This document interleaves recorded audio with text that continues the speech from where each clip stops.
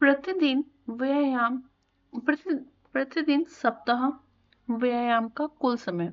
यदि आपका दैनिक व्यायाम सप्ताह में 6 दिन 45 से 60 मिनट तक चलता है, तो इसका अर्थ है कि प्रति सप्ताह व्यायाम का समय 270 से 360 मिनट है।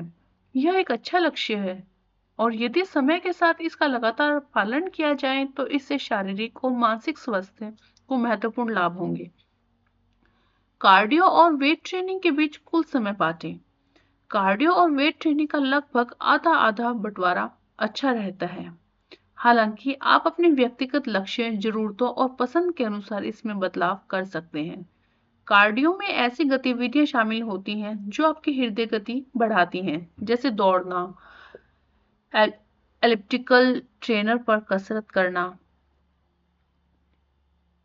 साइकिल चलाना, तैरना, चलना, सीढ़ियां चढ़ना और रॉइंग मशीन चलाना। अपनी हृदय गति को उस स्तर तक ले जाएं जहां आपको कुछ थकान महसूस हो, लेकिन खतरनाक स्तर तक नहीं। वेट ट्रेनिंग के दिनों में अपने शरीर के विभिन्न बड़े मांसपेशी समूहों को प्रशिक्षित करें। ऊपरी शरीर, कोर और निचला शरीर। इसके लिए व्यायाम पर ढेरों वीडियो उपलब्ध हैं। हालांकि अक्सर सबसे अच्छा तरीका मूल बातों पर टिके रहना और कंपाउंड लिफ्ट करना होता है, जिनकी चर्चा अगले बिंदु में की जाएगी। बुनियादी कंपाउंड लिफ्ट एक्सरसाइज करना। आकर्षक व्यायाम हर समय विकसित होते रहते हैं, लेकिन बुनियादी एक्सरसाइज अच्छी तरह काम करती है और समय की कसौटी पर खरी उतरी है। Classic weight training exercise pull ups, deadlifts, squats और बेंच प्रेस है। नीचे दिए गए चार्ट इन एक्सरसाइज को दिखाते हैं, लेकिन मैं आपको सलाह देता हूं कि आप इन्हें इंटरनेट पर वीडियो में देखें और अपना जिम ट्रेनर से पूछें। ये बुनियादी व्यायाम आपको दिखाने के लिए है। ये बुनियादी व्यायाम देखने में आसान लगते हैं, हालांकि इनमें काफी हद तक फॉर्म, तकनीक और सावधानियों का पालन करना जरूरी है ताकि चोटों से बचा जा सके।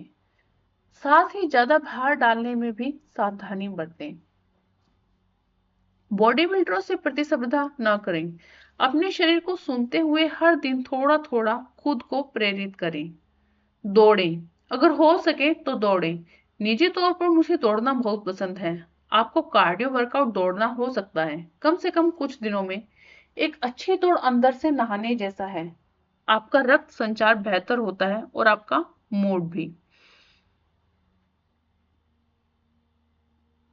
बोरियत दूर करने और शरीर को नई चुनौतियां देते रहने के लिए वर्कआउट करने से अक्सर आपकी मांसपेशियां सिकुड़ जाती हैं, इसलिए हर वर्कआउट के बाद कुछ मिनट स्ट्रेचिंग जरूर करें।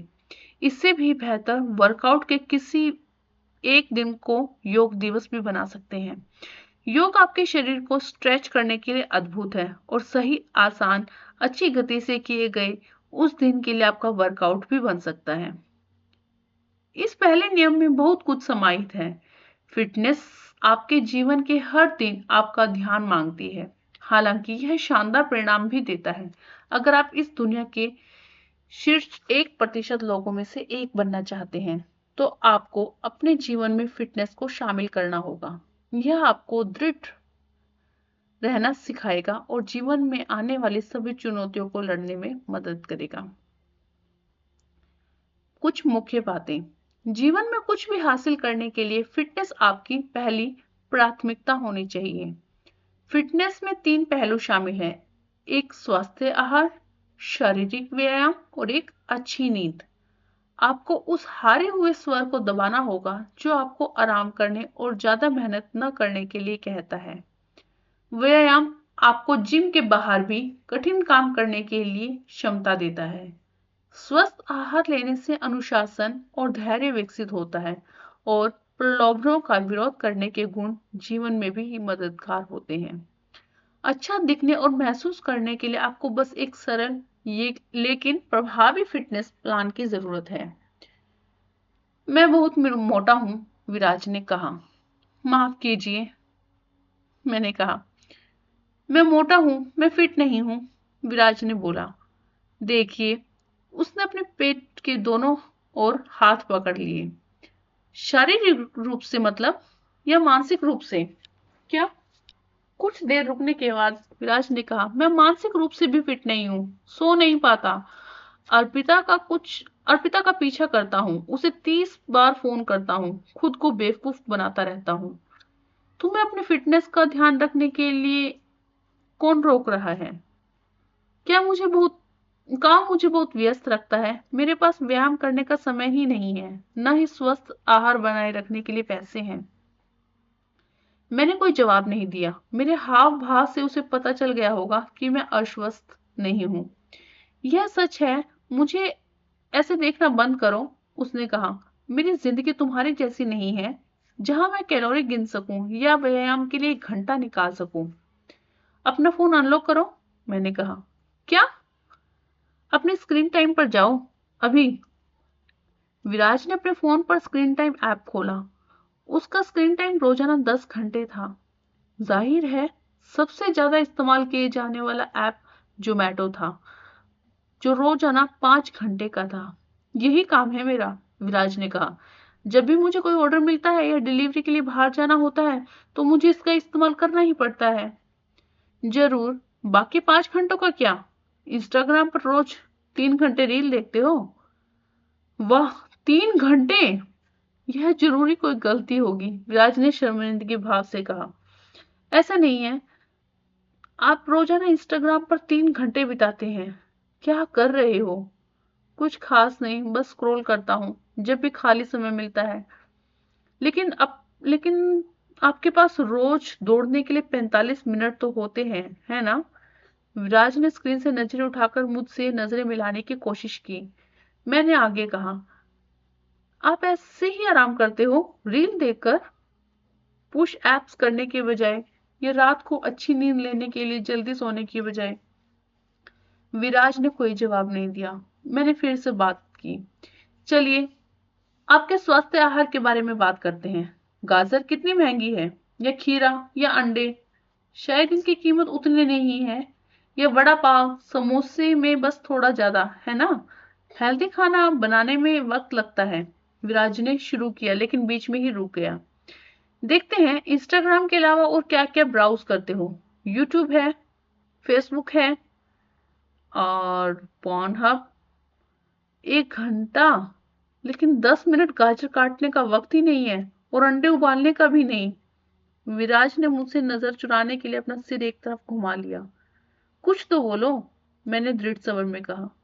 ठीक है, मैं बहाने बना रहा हूँ। अगर मुझे जरा भी परवाह होती तो मैं शायद कर सकता। जरूर। फिटनेस 11 नियमों में से पहला एक नियम है। तुम्हें उन सब का पालन करना होगा। तुम्हें अपनी औकात पार करनी चाहिए, है ना? क्या तुम अर्पिता से फोन उठाने की भी भीख मांगना चाहते हो? हाँ, मैं अपनी औकात पार करना चाहता हूँ।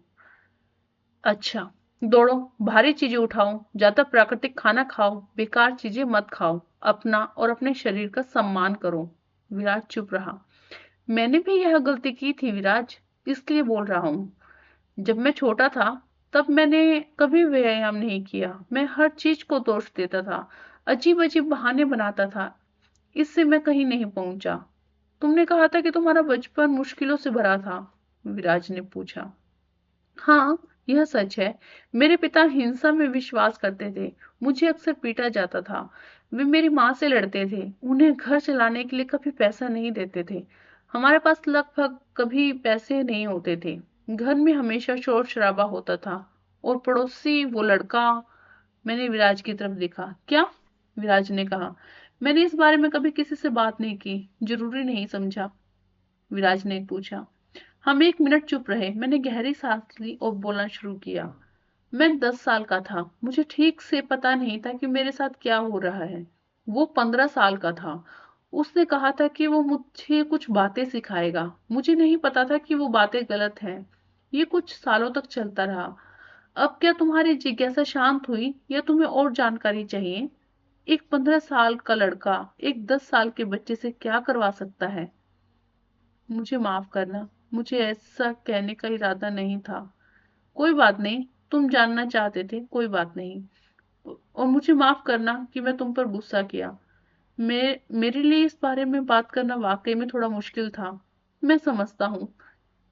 आपको ऐसा करने की जरूरत नहीं थी। आप अपने बारे में कुछ बेहद निजी बातें कर रहे हो। मुझे भी ऐसा ही करना चाहिए, यह उचित है। लेकिन यह, विराज ने कहा और बीच वाक्य में रुक गया। क्या? मैं हैरान हूँ। किस बात से? मुझे लगा था कि तुम्हारे पास यह अच्छा घर है और यह हमेशा तुम्हारे पास ही रहा है, तो तुम यहाँ लेखक हो। नहीं, मैं नहीं बना। मेरे हालात बिल्कुल भी आसान नहीं थे, लेकिन मैं शिकायत करने की कोशिश नहीं करता। उनके बारे में मैं बहाने नहीं बनाता। कोई मतलब ही नहीं है ना? बहाने चीजों को बदलने और उन्हें बेहतर बनाने में मदद नहीं करते। नहीं, मैं आज से ही दौड़ना शुरू करूंगा और जंक फूड नहीं खाऊंगा। वाह, मुझे अच्छा लगा। आज का काम हो गया।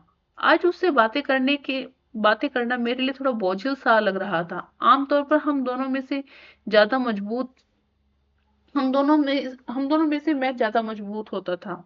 आज बात उल्टी थी। आप ठीक हैं सर? सर चेतन, उसने चिंतित स्वर में कहा। हाँ, अतीत में वापस जाना मुश्किल है, लेकिन खुशी है कि मैं गया।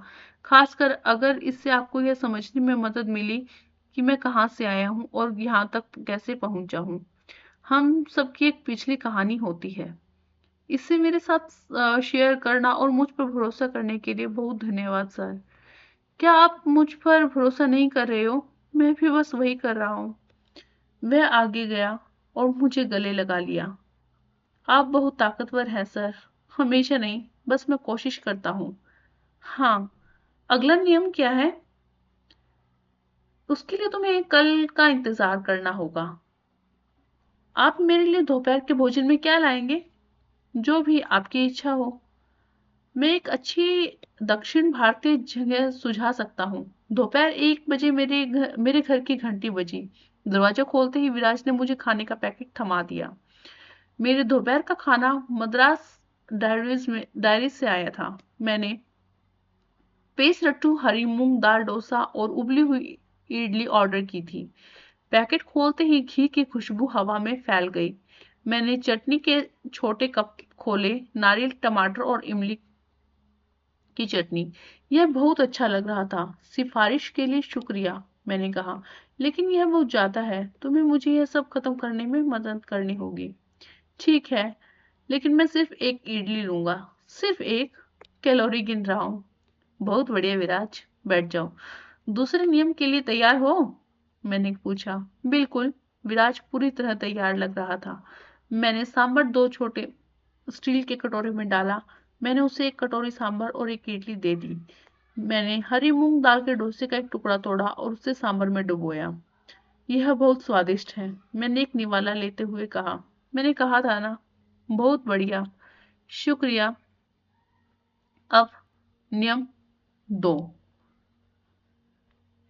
तो दोस्तों, ये था पहला रूल। फिटनेस को नजरअंदाज कभी मत करना, क्योंकि हेल्थ बॉडी की हैप्पी और सक्सेसफुल लाइफ की असली फाउंडेशन है। अब अगली वीडियो में हम जानेंगे रूल नंबर 2। Thank you.